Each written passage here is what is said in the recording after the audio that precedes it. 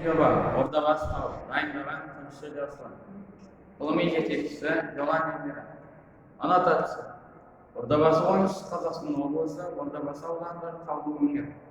Ордабасы тауының қойнауынан 1926 жылы Орда келіп қазақтың 300-дің игі жақсыларының басы қосылып, жоңға басқыншылығына қарсы күреске талқысты жұмылдыру жайы талқыланды. Бұл жиын қазақ елі тарихында аса орасан кезінде халықтың рухын көтеріп, ұлттық намыстың отын жаққан жүрекке жігер, бойға қуат беріп, алдағы ұлттық шайқастарға бір тұтас ел болғандығының тағдырын шешкен аса маңызды оқиға болып саналады. Осы кезден бастап-ақ ол киелі әулиелер саналып келеді. Өлтеменің басында күнде жейін деген сөз сол заманнан қалған. Ғылыми жобада киелі Ордабасы тауы зерттелетін болады. Өзектілігі. Қазақстан Республикасының президенті Нұрсұлтан Әбішұлы Назарбаевтың ел санасына қозғау болған болашаққа бағдар рухани жаңғыру бағдарламасы және оның тікелей жобасы ретінде жарияланған ұлы дала жеті қыры атты тарихи мақаласы елді биік мақсаттарға жетелейтін маңызды құжат болып табылады.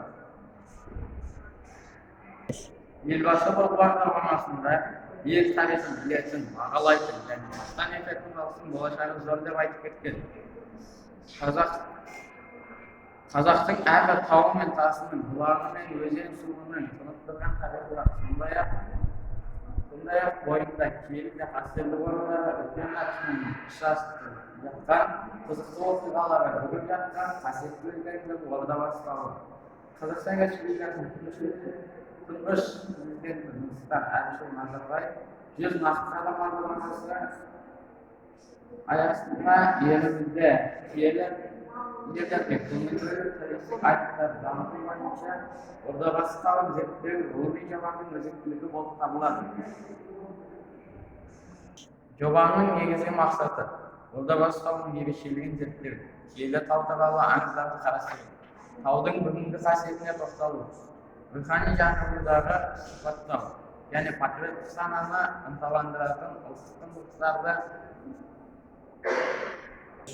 жаңғырту, оқушылардың бойында ұлттық сананы ояту, жас ұрпақ санасына, туған халқына, жеріне деген құрмет сүйіспеншілік, мақтаныш сезімін ұялату, ұлттық рухты сіңіру, Ордабасы тауын рухани жаңғыру аясында жас ұрпаққа насихаттау. Жобаның міндеттері Ордабасы тарихын зерттеу, өз жерінің тарихын жетіп білу, болашақта өз өлкесінің дамуына үлес қосу.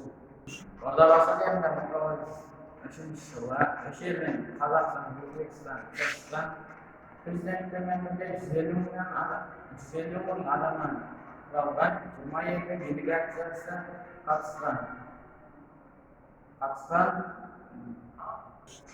Бас қосу нағыз бірлікке үндеген маңызды тарихи оқиға болады.